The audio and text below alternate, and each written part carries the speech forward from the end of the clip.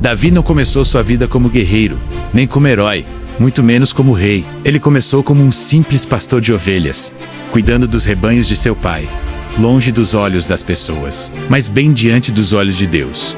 Enquanto seus irmãos eram fortes, altos e admirados, Davi passava os dias no campo tecando harpa, guiando as ovelhas e protegendo-as de animais selvagens. Foi ali, no anonimato, que sua coragem começou a ser moldada. Quando um leão atacou o rebanho, Davi correu atrás dele, tomou a ovelha de sua boca e o matou. Quando um urso veio para devorar o rebanho, Davi fez o mesmo, sem aplausos, sem testemunhas, sem glória.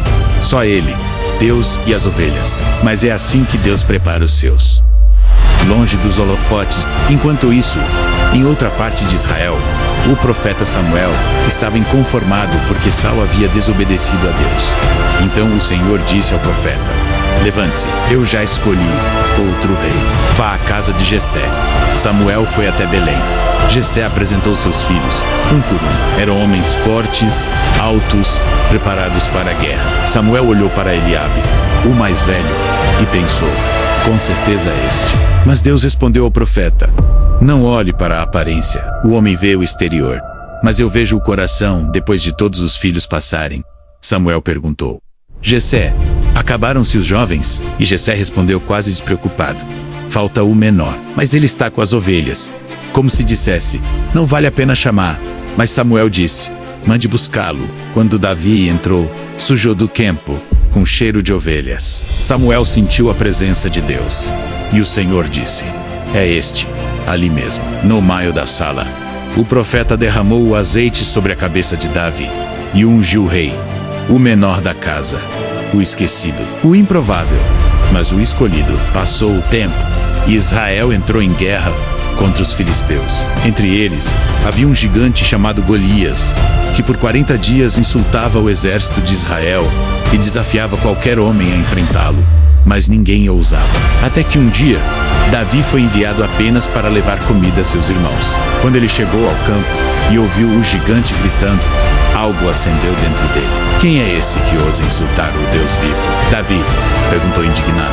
As pessoas riram. Seus irmãos zombaram dele. Você é só um menino, volte para suas ovelhas. Mas Davi não desistiu. Ele foi levado diante do rei Saul e disse: o Senhor que me livrou do leão e do urso, também me livrará desse gigante.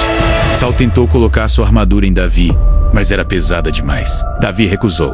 Pegou apenas sua funda e 5 pedras lisas do riacho. Quando Golias o viu, zombou. Sou por acaso um cão, para que venhas a mim com paus? E Davi respondeu: você vem contra mim com espada, lança e dardo, mas eu vou contra você, em nome do Senhor dos Exércitos. Davi correu para a batalha. A pedra voou.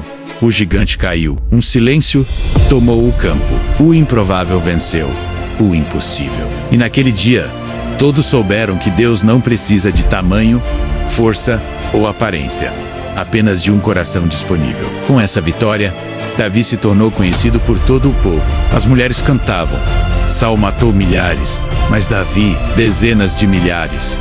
E foi aí que um novo inimigo se levantou: a inveja. Saul começou a temer Davi. Em alguns momentos, a ira tomava conta do rei, e ele chegava a lançar sua lança para matar Davi.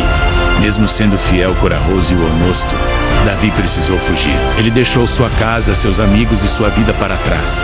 Por anos, Davi viveu nos desertos, cavernas e montanhas. Muitas vezes passou frio, fome, cansaço e perseguição. Ele tinha a promessa de Deus, mas parecia que tudo estava ficando pior.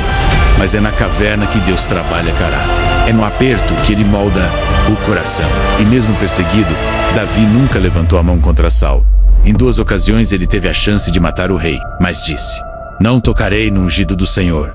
Davi foi fiel mesmo quando ninguém via. Foi correto mesmo quando seria mais fácil se vingar. Com o tempo, Saul morreu em batalha.